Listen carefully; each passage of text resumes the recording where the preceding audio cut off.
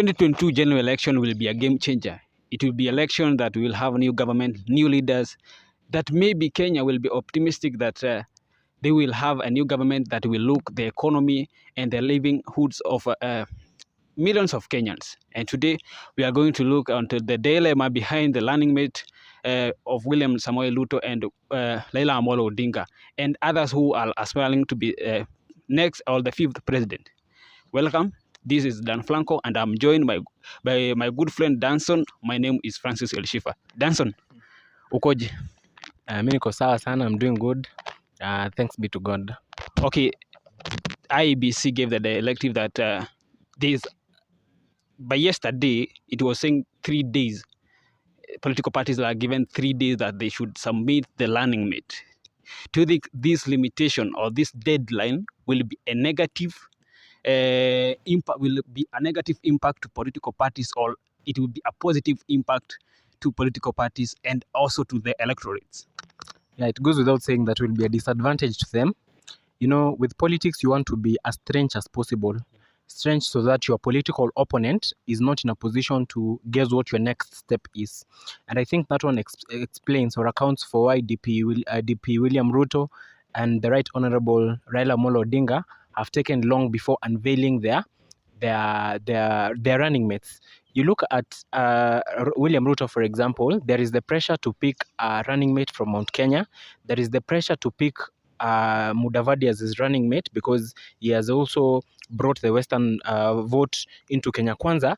And so the moment you're going to unveil your political running mate early, it means that some other people who may have wished to get that slot, there's the possibility that they may run away. So it is a very huge disadvantage.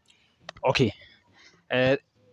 With that running mate, Azimio members, that is Raila Amolo Odinga, and members Uhuru Muigai Kenyatta, and those who make Azimio, they were saying that they have advantage because they have a variety of option. But I was saying, if you have a variety of option, maybe A, B, C, D, because when you have more options, there are more chances that you may pick the long box that will have the best running mate as compared to Kenya Kwanza. You know, Kenya Kwanza may be having Mudavadi and maybe Rigathi Gachagua. And for that, as Miola Umoja, we have Peter Munya, we have Martha Karua, we have Kalonzo Musyoka. You know, this variety of option, may be a disadvantage because when you have more option, you may pick a long person. Don't you think that? With many options, as you put it, you can look at it from the dimension of being a positive, and you may also look at it from the dimension of being a negative. With many options, it means that you have very many people who will be pursuing that seat, that running mate slot. So you are under pressure to make sure that anybody who may have wished to get that slot and then has not gotten that slot, you have to satisfy them in another way. That is the negative sense. On the positive sense, I think it is very obvious that if you're going to have many people on board, then there's a possibility you're going to command a large number of votes from wherever place they come from. Okay. We did a video last time, I can recall it, when we said that Kalonzo Musyoka may be the best choice for Azimio la Umoja, and maybe Rigathi Gachagua being maybe picked to be a running mate for Kenya Kwanza. And I was thinking, if Kalonzo Musyoka maybe joins Azimio la Umoja as a running mate, what about those Mount Kenya who maybe are supporting Raila Amolo Odinga because maybe they feel that they are safe and they can be given, maybe they will have a share in what they are calling it a national cake? I came across a meme that was saying that Raila says that is going to pick a female as his running mate. And then this was just a meme. And then the subsequent statement was, Kalonzo was saying that I have never declared my gender publicly. Anyway, that is on a light note. For me personally, picking Kalonzo Musyoka would be a very big mistake by Raila Odinga. You know, they say that stupidity or foolishness is doing the same thing the same old way and then expecting different results.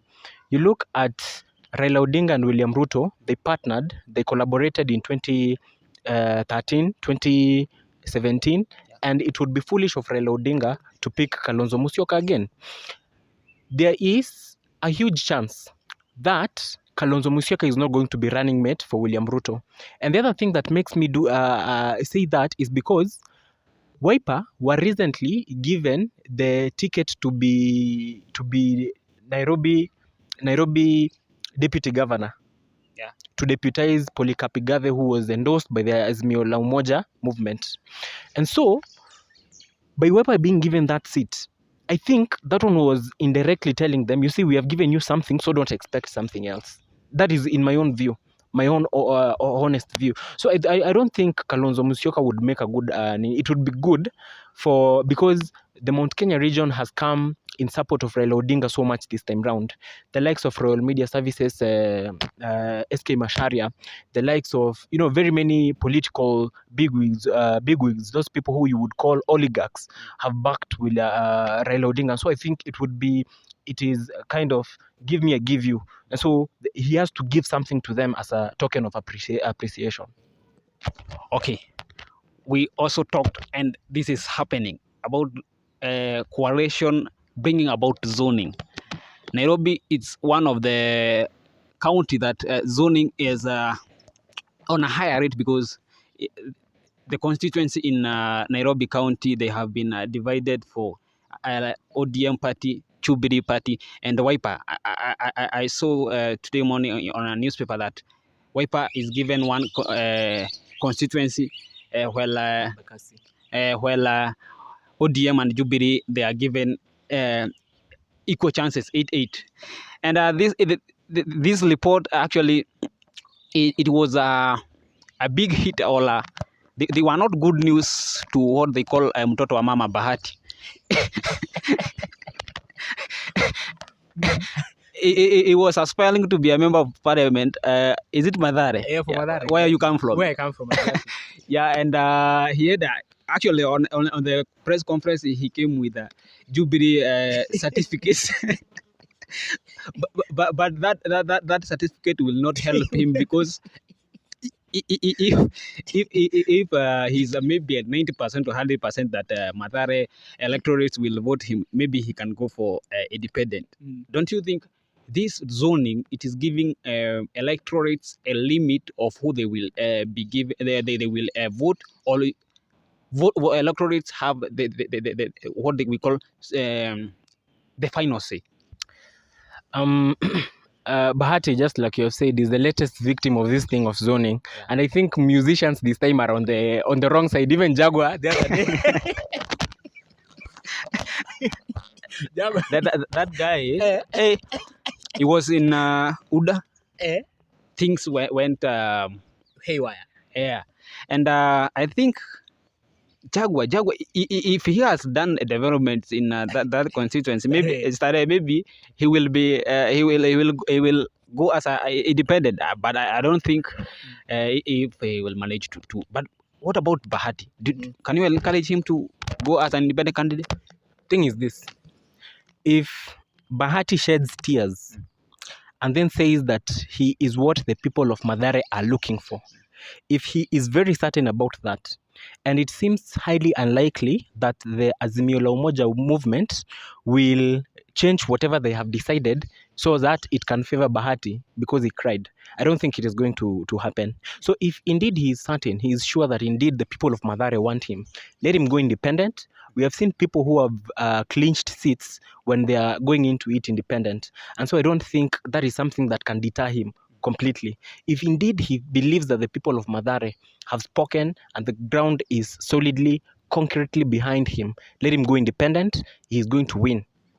But these things of zoning, I think it is actually meant to halt the mushrooming politicians, because those who have maybe something kakitu in mfuko, no, they are the one who are given chances, or those who are more in politics. Because if Bahati take a move to be a member of parliament, why is that Jubilee and ODM are sitting in hotels and deciding who they will give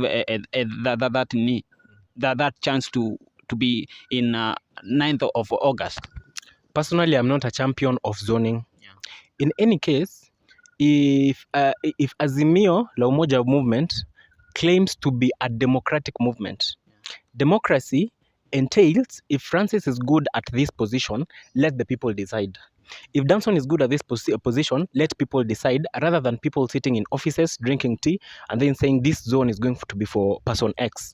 I remember this is one thing where one area where the deputy president was in disagreement with his boss when there was a by-election in Kibra.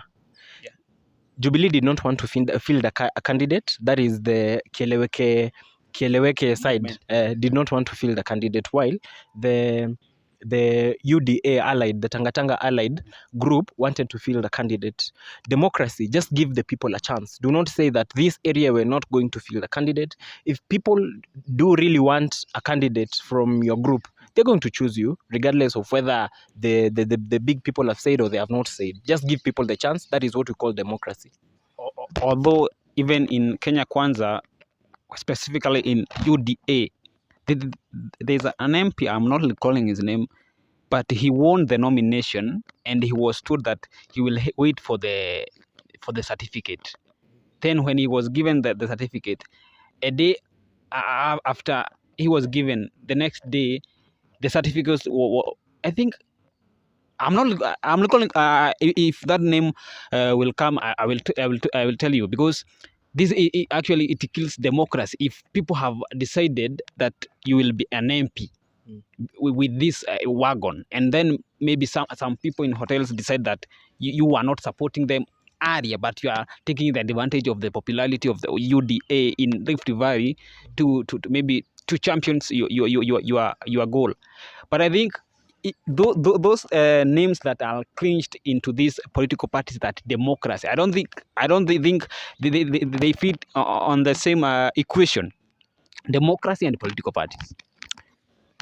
Democracy and political parties, you will realize that our democracy here in Kenya is more theoretic than it is practical. Yeah. It is more in the papers more than it is on the ground. That is why we have a constitution which says that if people want you, they are going to vote for you. Even the very people who speak of this thing, democracy, are the very ones who lead the activities of endorsing people, of imposing leaders on other people. And you see, that is one thing that somehow kills democracy. If indeed you believe a leader is so good, trust me, if you believe that if their ideas are ones that the public are going to associate with, and they are worthy, people are going to select that person. Just go tell them that we are going to an election, and then we are going to have first a nomination exercise. We are going to have this candidate. I propose you choose him. If indeed, you just have to give them a chance. Okay, let's move from the political parties to the electorates. The nomination were held, and there was a lot excitement and a lot of actually nasema vituko. We came across that guy of Password. You know, that is a voter who was passionate about ODM. He was asking about Password. Why is Password coming with a vehicle? And when we are basing on electorates, electorates can learn something from the Mwai Kibaki, the death of Mwai Kibaki. You know, politicians have come together, and there is not that difference between them. I saw like Orengo and Ndindi Nyoro together with William Ruto smiling on the outside the yeah. And that shows that if the electorates, they should not have differences because your brother is taking maybe the sides in politics, or is not supporting the side you are taking. And as we head to the general election, you know, we have seen more events where electorates are killing others and burning houses because of maybe politician X won, politics Y did not accept the result. What's your message to the electorates? Yeah, just like you have used the illustration of leaders interacting in the buildings of parliament, we have so much to draw, so much lessons to draw from those pictures, from those videos. We live in a world where if you are allied to UDA and I'm allied to Azimio, we automatically start to perceive each other as enemies. Yeah. But let us remember that even as we fight for these politicians, at night they call each other. They go to offices and drink coffee and drink tea. Let us not forget that when I wake up when it is in the middle of the night and I have no salt, I'm not going to borrow it from Raila Odinga or from William Ruto. I'm going to borrow it from you. And so the electorate, let us try to be tolerant with each other. Let us try to be decisive with the choices that we make. And I think that will be a good step moving forward. Let us try to avoid what is documented as Kenya's darkest hour, the 2007-2008 post-election violence. Let us try as much as possible to desist from such. Okay, I have said that the 2022 general election will be a game changer, and I want this thing we conclude now. Yeah, yes, it is a game changer. Maybe it may change it negatively or positively, depending on the choices that electorates will have or they will decide. In a way that if electorates will decide that they will elect a leader because of political party, then they automatically they will expect nothing or negative, because this was done in 2017 where they were voting what they called I think it was 6-piece from MCA to member of parliament. That they call it uniform. Yeah, suti. And now they are crying that sijui chumvi imeanza kutoka shilingi 30. Yeah. Yeah, you know, these are the choices. You know, they say choices have consequences. I saw the other one which they were saying that bei ya tissue imepanda, so from now on assalamu alaikum. They will change the religion. Okay, you know, the choices that they will have consequences, and I encourage electorates to vote the ideologies and what an aspirant or a candidate is tabling on the ground, that he will do this and this, and from the track record, kama mtu maybe anasema atajenga field na hata maybe hajainunulia wachezaji maybe jersey, you know, those are lies. Hata glucose hajaileta kwa kiwanja. Yeah. So I think we should actually, this video should educate that electorates should not base more of political party, but they should be looking at individual, because if they will be looking at political party as a wagon where they will put their candidates to maybe govern them in the next 5 years, I think they will expect zero if they will base their habit from that of 2017. The moment you have received token from a politician, the moment he has come and then given you 50 bob, and then you have elected him as senator, as governor, as MP, president, or whatever, he gets into office, you owe him nothing because he bought your vote. You get. But the moment you're going to desist from handouts, it means that at the end of that period, you will now have the moral authority to ask a politician, I asked you to do A, B, C, D. You have done A, B, C, you have not done D. You will have that moral authority. But because you did not, you received that handout, that token, it is actually what they call, you are selling. Exactly. It is what they call in slang kutokana, tumetokana. You see, it is PLO Lumumba butter trade, exactly. It is PLO Lumumba, the renowned constitutional lawyer from Kenya, who says that the African electorate react to instant solutions. Instant solutions in the sense that I will come here, give you my 5-year vision that if you elect me, I'll create employment opportunities for our young people. I'll ensure that our kids go to school. I'll ensure that life is generally a bit more comfortable.